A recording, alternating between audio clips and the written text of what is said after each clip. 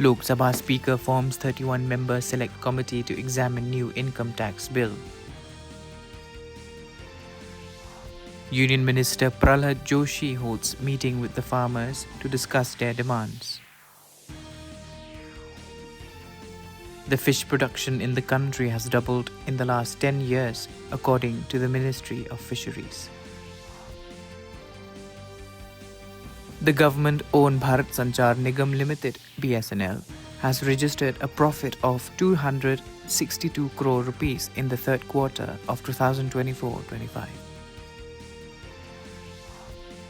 External Affairs Minister S. Jaishankar holds talks with Ukrainian counterparts on sidelines of Munich Security Conference in Germany, discuss Ukraine conflicts and bilateral cooperation.